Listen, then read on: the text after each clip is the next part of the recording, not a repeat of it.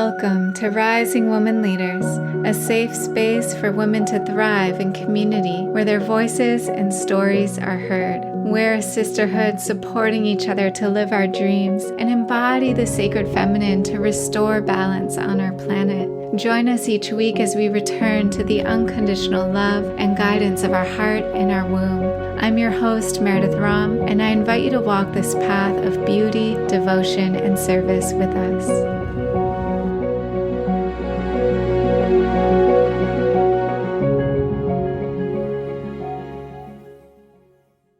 May 31st is the last day to join our 5-week Money Mastery study group, where Lindsey is actually going to be a guest teacher. If you listen to our last episode with Jessica Bowes, we shared about the Consciousness of Wealth webinar that we led recently. And we had so much information to share, we decided to expand it into a 5-week online Zoom group that will meet every Monday for 5 consecutive weeks, June 3rd to July 1st, 2024. And each week we'll have a different focus: key principles of wealth, a deep dive into the Luminous method that Jessica teaches, bank account awareness, looking at the systems and the tracking, ancestral healing, and tapping into our belief systems around money, and our recently added bonus, Personal Finance 101 with Wealth Advisor Lindsey Woodward. So I hope you enjoy the interview today, and we hope to see you in the Money Mastery study group. Just check out the show notes for all the details to sign up. I'm here today with Lindsey Woodward, who is a co-chief investment officer at Abacus Wealth Partners, a firm that provides fee-only comprehensive financial advice to help individuals, families, and foundations. Lindsey is dedicated to helping the people and organizations she works with align their money with their goals and values. She's also a proud member of WISE, Women Investing for a Sustainable Economy. So thanks for being here, Lindsey. Thanks for having me, Meredith. Yeah. Well, I'm curious about, was money something you were always interested in? Did it the working with money come easy to you? What was your interest to get into this line of work? Yeah, it's such a good question. And I think that it evolved over the years. I grew up in a small family business where my parents really did bring us into the fold and shared kind of appropriate amounts of information with us about the ins and outs of the business along the way. And I always knew I wanted to do quote unquote business, but I didn't really know what that was. I grew up in a small rural town of 12,000 people where there were more cows than people, and the closest city was 4 hours away. So I didn't really have, outside of what I saw on television as what business people were, I didn't really have any models in my local community. And so I don't think there was never hey, I want to be a financial advisor when I grow up, but I just knew that was kind of the direction that I wanted to go in, again, like the business direction, whatever that meant. And so it was more of an exploration over time as I went to school and explored kind of a few different paths and really enjoyed my economics courses. And then one thing led to another, and that is kind of how I landed here. Yeah. And I know you did the whole path of MBA, CFP. What was that journey like?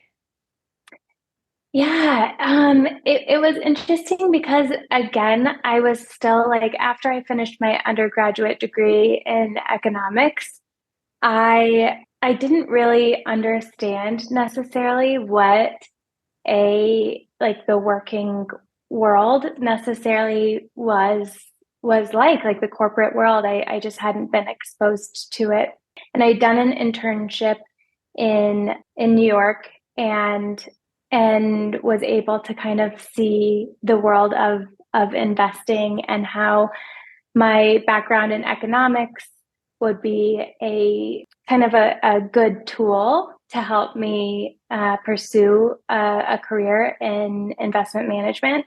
And at the time, it was 2010, so it was right after the financial crisis, and jobs were few and far between. So my mentor through my internship was like, hey, typically people wait to do their MBAs, but given the current environment that we're in, I think it would be great for you to do an MBA and further prepare yourself for when the job market kind of ramps up again. So I did that right away.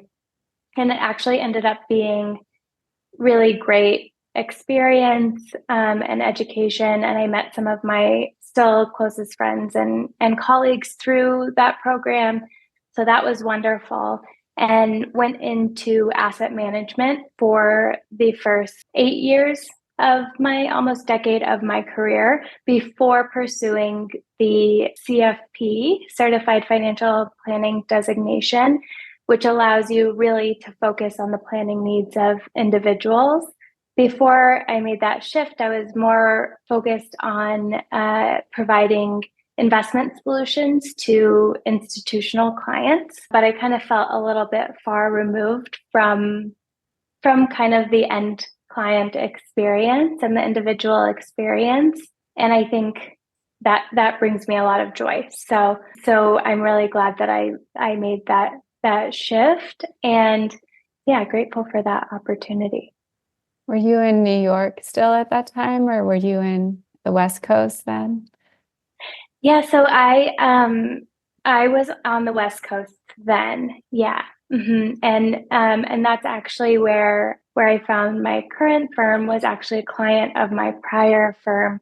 And I really loved the way that my current firm, Abacus, was doing things, thinking about investing in a sustainable way, whereas the prior firms that I had worked at did have that offering, but it was like 2% of the assets that we managed. I always found myself drawn to working with clients who were looking for those solutions because those really align with my personal values too. So it was a really easy shift to Abacus. Yeah. And what was it like being a woman in that environment? Did you feel like a minority in that way, or what was it like in those Yeah. first years? Yeah, absolutely. I was regularly the only woman in the room, and there were some situations where that felt totally comfortable and fine, and there were other situations that were more challenging. As everyone will hear on this podcast, I do have a very soft voice and present back then, especially even younger than I actually was at that time. And so there were a lot of suggestions of like, speak up, but your voice sounds soft, and like all of these things where it was definitely challenging at times trying to fit like this very specific mold of what it looks like to work in traditional finance. And it also made me better and helped me find a stronger sense of self, I think, and also continue to show up in an authentic way, because I think that's kind of the only way that we can really change the narrative about what it looks like to be a professional person, right? Yeah. Yeah, I can relate to that. I also have a softer voice, and Yeah. when I was in high school and all of that, definitely would pause and wait to raise my hand or share my voice. And it was definitely a journey for me to come into my voice and to find a space that felt safe and comfortable. I really found that in women's circles because it was like such a Oh, safe yeah. space and then through yoga teaching as well. But I can imagine it would be really intimidating, especially if you were in your 20s or early 30s and just starting out in this field to really let your voice be heard. Tell us more about Abacus and what they're all about? And I know we met through Spencer, who is a co-founder. He's a dear friend I know here in California. But yeah, tell us more about this firm and what it's been like for you making this shift. Sounds like it's only been a Yeah. couple years. So it's actually been now almost 7 or 8 years. So it's been a while that I've been at Abacus. And it was kind of the easiest career decision that I really ever made because a lot of those dynamics that we were talking about before just are kind of so much better at Abacus. And so a lot of intentionality around the culture at Abacus. More than 50% of our financial advisors are female. And so the ratio in different rooms and just the energy is more balanced in that way. And we provide, like you said in the beginning, financial advice and financial planning to a broad range of individuals and institutions. So we help with everything from investments to estate planning to tax planning to all of these different pieces that people need to feel supported in their financial lives. Yeah, and I imagine getting to work with individuals was really like, as you came into that more, becoming a financial planner was like, what did you see as you started to work with people directly? And I just feel like there's such a bigger impact when you get to see someone's face and hear their stories and help them change their money, sense of security and all of it. Mm-hmm. Yeah. Yeah. It's interesting because sometimes people share things with us that they don't share with their closest friends, right? Because money is so personal. There are so many dynamics and shame around certain aspects of money. And so it's such a privilege to be able to come into people's lives and really kind of help them sort things out from a practical standpoint, of course, but also an emotional standpoint and helping them heal their relationship to money oftentimes and understanding what their money stories are historically and how that's informing how they're showing up in their spending and saving and relationship dynamics with partners and children and all of these different aspects of life because there really aren't any aspects of life that money doesn't touch for better or worse. It's just the kind of structure we are living in. And so helping people navigate that is really special. And you talked about like values aligned investing and how to be intentional with your money, spending, saving, giving, passing money on to future generations. I mean, what have you done or how do you help your clients know what their values are? And then what does it look like to align your money with that? What has that journey been like for you? And what do you see in your clients? Yeah, I think the journey is constantly changing, right? So when it comes to conversations we have with clients, we kind of check in on goals and values pretty often because nobody's goals are static and nobody's values are necessarily static.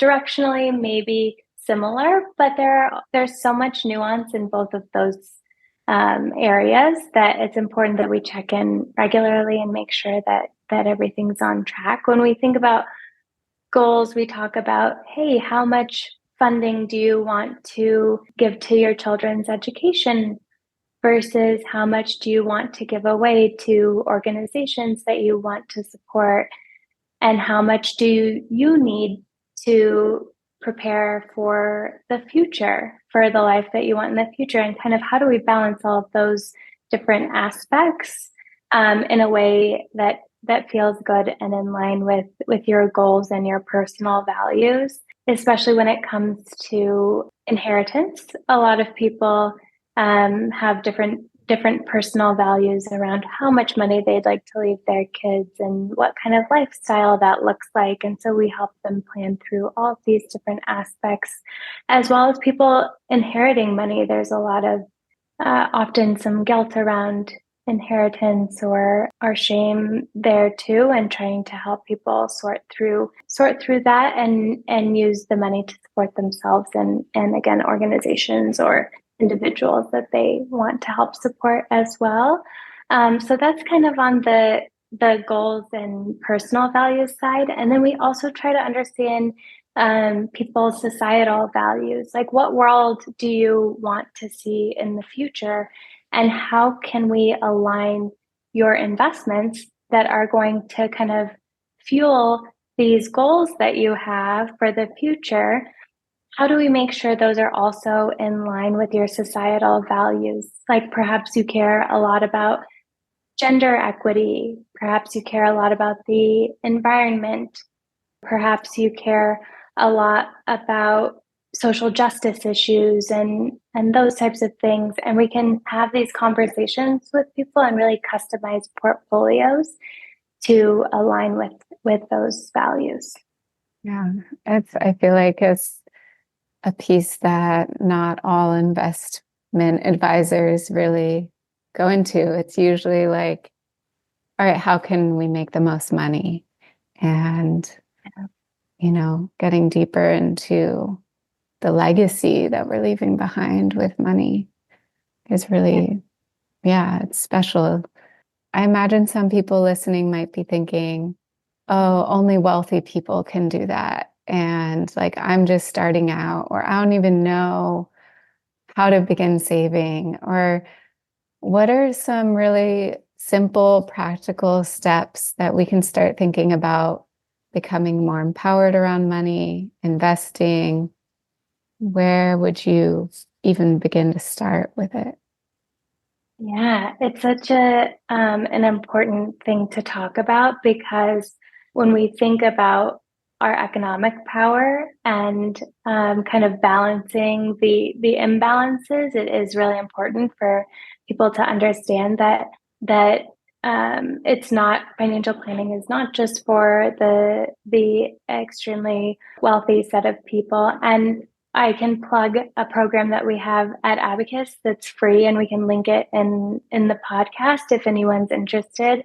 It's a kind of financial planning 101 that people can dig into that covers all of these different topics in more depth. But a few things that I would suggest for people listening is, a lot of people have probably heard about the emergency savings account, which is very, to your point, Meredith, very empowering. So even if you can save, $5, $10, $20 a week to a high yield savings account where you're earning interest on the account, and it's separate from your bank account that you access all of the time for different expenses, you'll see that build up over time. And that really gives you the security and empowers you to make decisions like leaving a relationship that's not working well for you, leaving a job that's not working well for you. I mean, if you lose your job, you're not out of options because you do have that kind of safety bucket. And we typically recommend people save in that bucket for, depending on the situation, everyone's different, everyone's comfort level is different, but 3 to 6 months of expenses to give yourself that cushion can be really empowering in the way that you show up, because you have that cushion to land if something changes in your life and isn't serving you anymore. So I would say that that's the number one piece of advice and number one priority when working with clients. And then beyond that, making sure that if your company offers a retirement plan like a 401k, that you're participating at least up to what the company matches in terms of your contributions, typically between 3 and 5% of what you're putting in. So making sure that you're taking advantage of that and above and beyond if you have excess. And then also beyond that, then you can start thinking about setting up separate investment accounts for different goals and really maximizing your savings beyond that. Mm. Yeah. And something that was so helpful for me, I was coming in. So I graduated from school at NYU. So I was in New York, 2010, at the same time when it was kind of like not a great time to get a So job. tricky. Yeah. I was Yeah. applying to so many jobs and just nothing was coming through, which in some ways ended up being a blessing for me because I went to do my yoga teacher training. I tried out living in San Francisco. There's just kind of a lot more freedom. I started doing freelance design, and then teaching, but no one sat me down and like taught me what I need to know about money. And here I was starting my own business without even realizing I was starting my own business, just like Yeah. sharing my gifts, but kind of had to find out along the way, like, oh, wait, how? So I remember just someone I met in the yoga studio was like telling me about how to pay taxes and like, oh, yeah, keep track of everything that you spend that's related to your yoga business because you can deduct that before paying taxes and just like these little pointers. And eventually found a book, this woman, Manisha Thakur, I really like, Mhm. and learned about the Roth IRA. So that is really helpful for people who own their own business. Do you want to explain what that is a little bit? Mhm.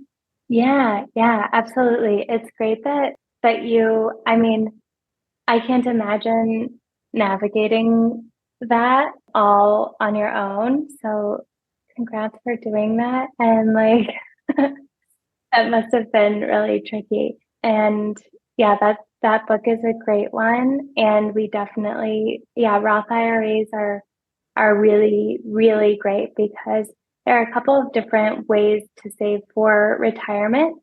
Traditional IRA or 401k contributions and Roth IRA or Roth 401k contributions.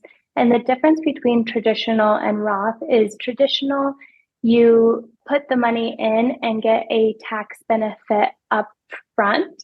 And then the money grows tax deferred over time until you're able to take it out in retirement, at which point you are taxed on the portion that you take out of the account.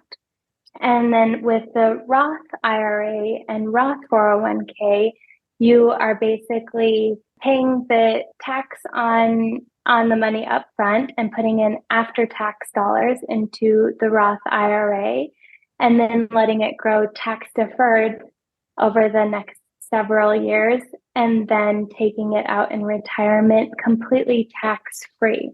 And so it can be a really, really great savings tool because you're getting that compound interest over time in both accounts and without paying tax along the way. And then with a Roth, it's even can be even better, depending on your tax situation, when you take it out in retirement because you don't have to pay tax in retirement. So that can be a really, really great way to save for retirement. So helpful. Can you give a little explanation of compound interest and how to wrap our mind around that? Yeah, sure. I wish there were visuals on on a podcast because it's really really fun to see a chart over time. So you can really think of about it as kind of exponential growth, or if you think about investing $1 today, if you double, this would be a great return on investment and not very realistic. But if you double your money every year, then you have $2 next year, which doubles to $4 the next year and doubles to $8 the next year. So as you can see, your money is compounding over time to make more money. In the first year, you earned $1. In the second year, without doing anything or contributing any more money, you earn $2. And the next year you earned $4 and so on and so forth. And so the power of investing early, as you can imagine, that compound interest just picks up over time. So investing early and often great. Even if you're starting with a very small amount of money, say you've done all of the things, you have your emergency savings account funded, you have been maxing out your 401k, you maybe it's time now to open a Roth IRA or an individual investment account, even if you can only contribute a little bit, because we are in an unprecedented time, which is amazing, where we really do have more broad access to investing than we've ever had in the past. There are so many solutions that allow you to start with 10, 20, $50 and go from there. And it really does add up over time. A lot of clients and even friends I give some tips to are shocked when they look back and say, hey, 3 years ago, you told me to put $20 a month away and I didn't even feel it. Just automate everything automatically coming out of your bank account every month. And to see that growth over time is really, really staggering and exciting. Yeah. Are you open to sharing any of those like basic investing sites where people can look up and just start on their own? Yeah. So there are a few platforms that are really user friendly. I think there are so many out there at this point, but a few that I've heard from do-it-yourself investors that are good are the Vanguard platform, the Betterment platform, and Ellevest, which I actually am partial to. They're focused, anyone can open an account, but they're focused on female investors. And so they kind of tailor the experience in a way that's goals based, kind of the way we think about financial planning at Abacus. So I really like their interface.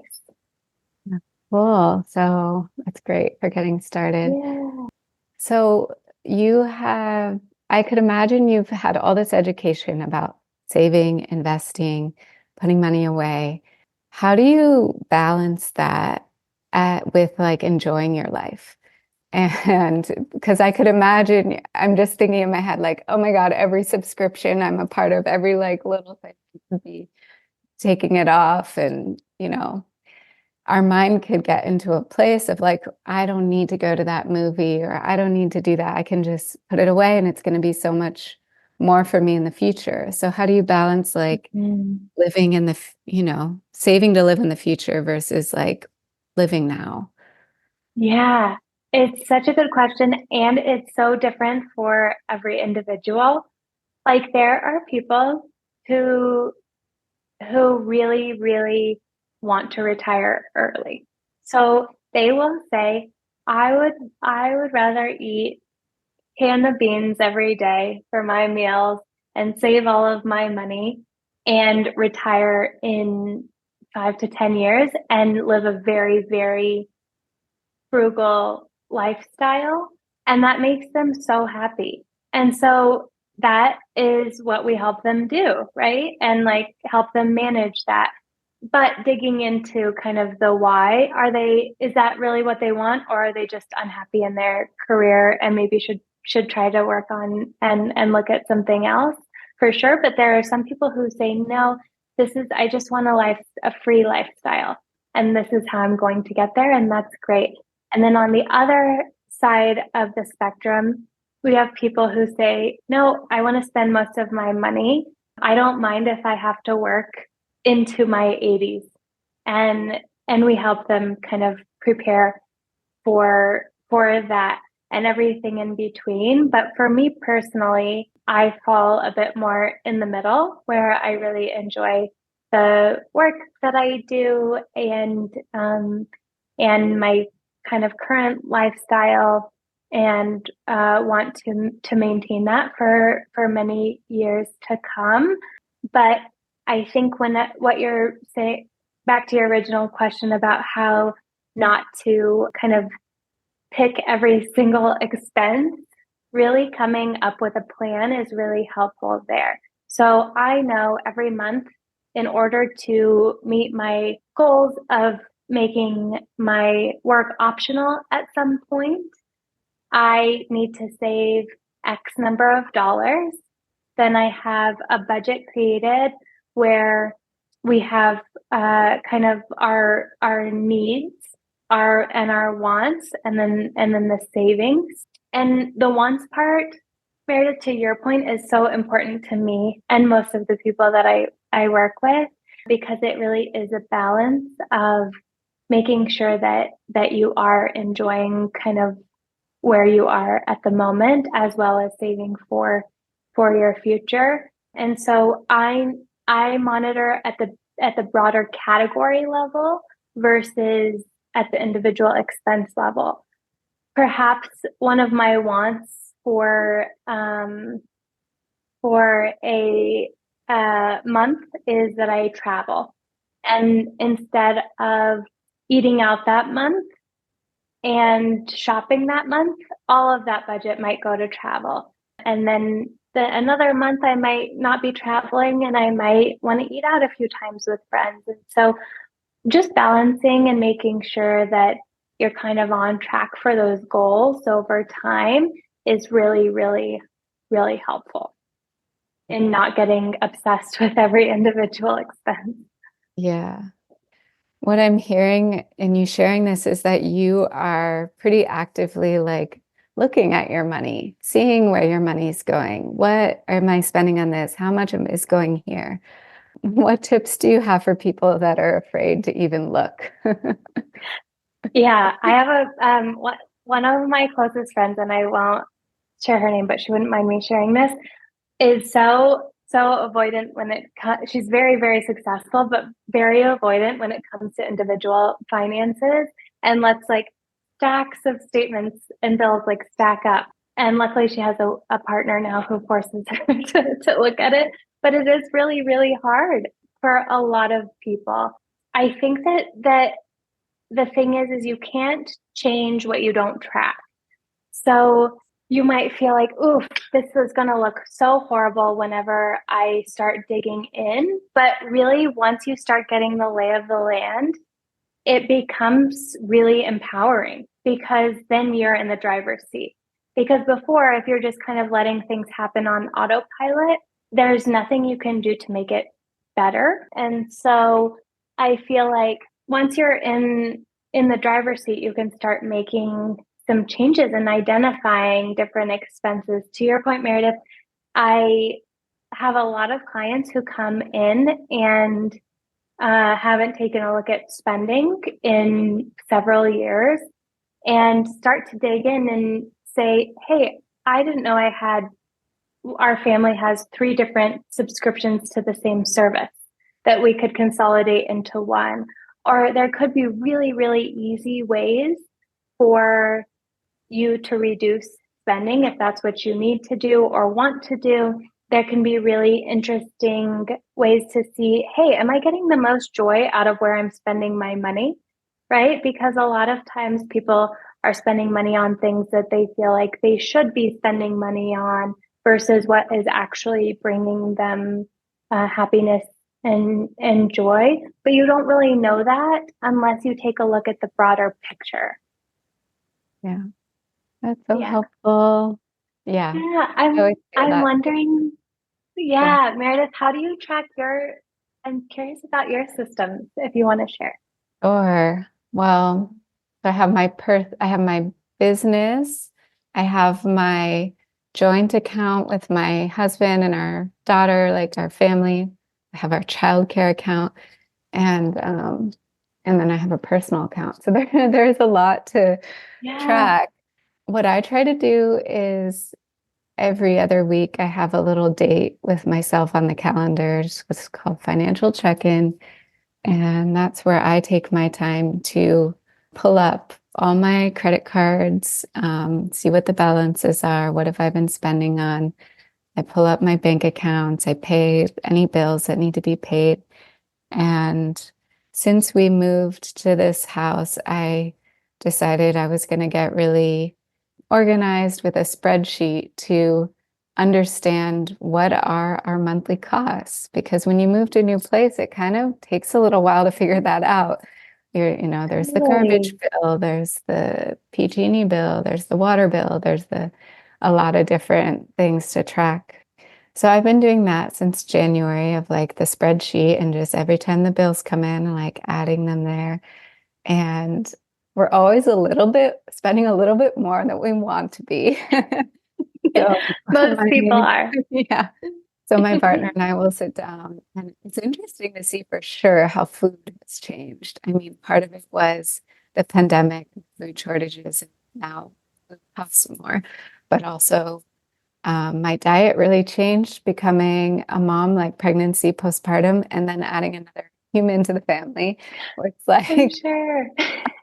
we spend a lot on food. So that's something I'm noticing right now. Um, yeah, but I'm trying to get like an every other week meeting with my partner where we can go through the house kind of expenses and then a meeting with myself every other week to just kind of look through my own accounts. And what I find, because I'm an entrepreneur, is when I'm tracking everything and looking at that and paying off the bills and seeing how much I have and see how much is coming in, it's only then that I start to see like these creative ideas start coming in of like, maybe it is time to launch that other course, or maybe it is time Mhm. to send an email about new one-on-one clients, or sometimes it's just like a little bit of that fire under the butt to be like, okay, time to, put something new out there. And that can be really motivating for me, especially if I get a little bit scared about putting out a new offering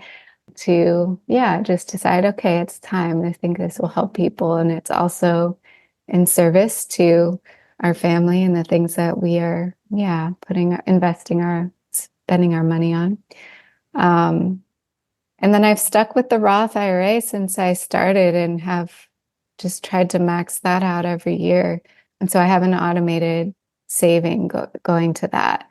And that's been really helpful for me. But I like your tip around, I'd love to get even more organized and do like kind of those budgeting containers of like this, what really brings me joy? How much do I want to devote to that each month? And make those decisions with my partner too, and really think about, okay, where is this? Where is our money going? Where do we want it to be going? Because that would Mhm. kind of be just taking it to the next level.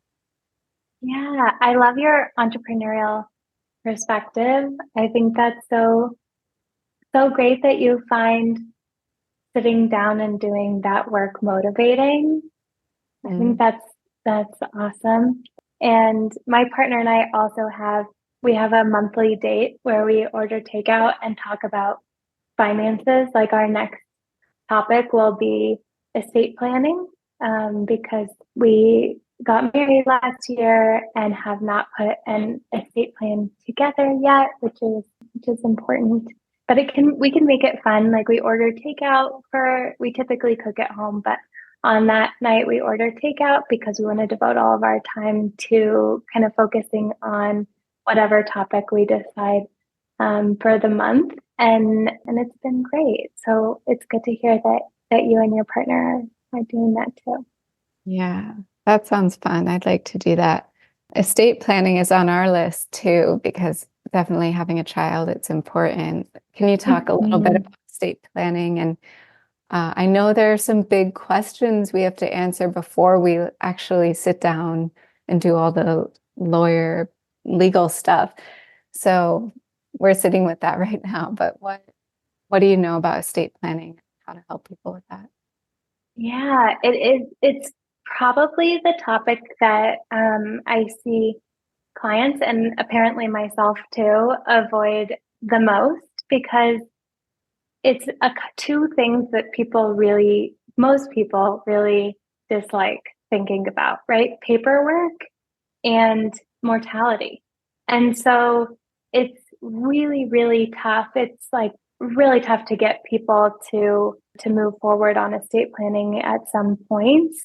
And I think working with an attorney is excellent. There are some do-it-yourself solutions out there, but working with an estate attorney can be really helpful. And if you do have a financial advisory team that offers financial planning, you can go to them for kind of the preliminary discussions like you're talking about, Meredith, where they're probably going to know your goals and values and just your personal preferences better than a lawyer you're just meeting for the first time, and can help you think through the overall strategy before you take it to the attorney to write up. But when it comes to having children, of course, you want to make sure that guardianship is covered in your estate plan. Everyone needs to make sure they have the medical directive and financial power of attorney in place. There are just these broad categories, as well as making sure that, especially in California, that your assets are in trust, because if not, they will go through a lengthy probate court process when you pass. And so when you think about the way I think about motivating myself is, hey, if something happened to me, I would want it to be as easy as possible on the people kind of left behind to kind of sort all of this out. But it can still be really hard to get motivated to move forward with that. Yeah, and I'll break it down a little more for people listening. Like, that's like if you were to pass, like who would be raising your child or children? If you were to have like a stroke or something, like to just, do you want to be put on life support if you can't eat and drink yourself? Like, those are really, deep questions to sit with. Like, what do you want to happen to your body after you pass? It's like, I went to it was like a death doula workshop once, or like death type of work, and they gave out the 5 wishes. So I at least have the it's a pamphlet that can be really helpful of just asking like the wishes around your death. But it's definitely not something our culture wants to look at or really wants to think about. And having these conversations with our parents too, because I know, many of us, our parents are getting older. It's like, do we know who their estate attorney is, and like where the important documents are and all of that? It's good to have conversations about. Yeah. Tell us about what is WISE, this organization that you're part of. Yeah, WISE stands for Women Investing for a Sustainable Economy. It was born out of a group of women who found themselves working in a more kind of traditional finance space, where they might have been the only women in the room, and really pushing for more environmentally and socially responsible investing within whichever firms they're working in and the industry more broadly, and created this organization and group for women with, I think there are 13 chapters now around the US. And it's just a great space to go for learning opportunities. There are some educational events where different members will speak about what they're working on and potential for collaboration with other members. We also do more social things like hikes and happy hours, and just really support each other in the industry and help kind of move the needle on sustainable investing and impact investing. And it's just a great group of women that I have found so nourishing over the years. I was the chapter leader for the Los Angeles chapter with a couple of other wonderful women for several years. And then when I moved back to New Mexico, there's no chapter here. So I am part of the virtual chapter now that was born during the pandemic. So it's great and accessible for people located kind of anywhere. Cool. So it's something we can look up, and they have, do did you say, do you commit to investing in a certain way or a certain amount of your money and being part of that? So it's more for women who are working in the industry. Okay. And so there's no commitment for your personal assets. It's more of a commitment for kind of how you're directing clients and kind of what products you're bringing to the industry that are environmentally and socially responsible, those types of things. There are some different groups where they're more focused on individuals and how they're investing their money. And one of them is called, if people want to look up, Invest for Better circles. And they're basically either in person or virtual circles, which do exactly what you were naming, Meredith, where you're committing to shifting your assets to invest in a more environmentally and socially responsible way, or in line with your values, whatever your values are. And those I've heard, I haven't participated in any, but I know several people who have participated and have had really wonderful experiences. Oh, great. Yeah. And tell us more about Abacus. And if someone listening is like, well, I just want to work with Lindsey, is that even possible? And what does your team look like right now? And all of that. How do people find out more? Yeah, we have an amazing marketing team that has really revamped our website over the past few years. So there's a lot of amazing resources and information on our website, which is just abacuswealth.com. And then if people want to reach out to me directly, they can reach out to me at Lindsey@abacuswealth.com. And my current team, we actually have over 30 advisors at Abacus.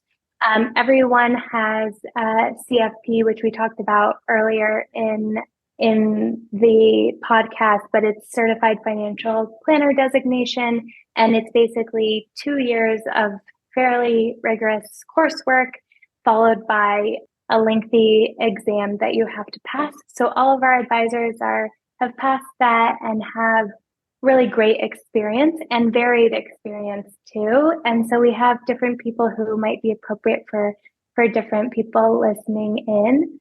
And so if anyone wants to reach out to me directly, I can either have a call with them if they want to work with me, or direct them in the direction of the right advisor.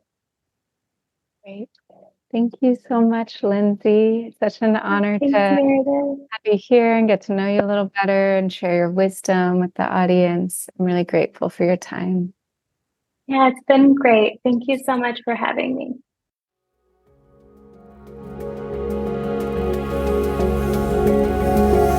Thanks so much for taking the time to listen to this episode. If you liked it, share it with a friend or leave us a review on iTunes. You can also follow along on Instagram at Meredith Rom and sign up for email updates at risingwomanleaders.com to be sure to receive all the new and inspiring content. Thanks again for being here. It's an honor to walk this path with you.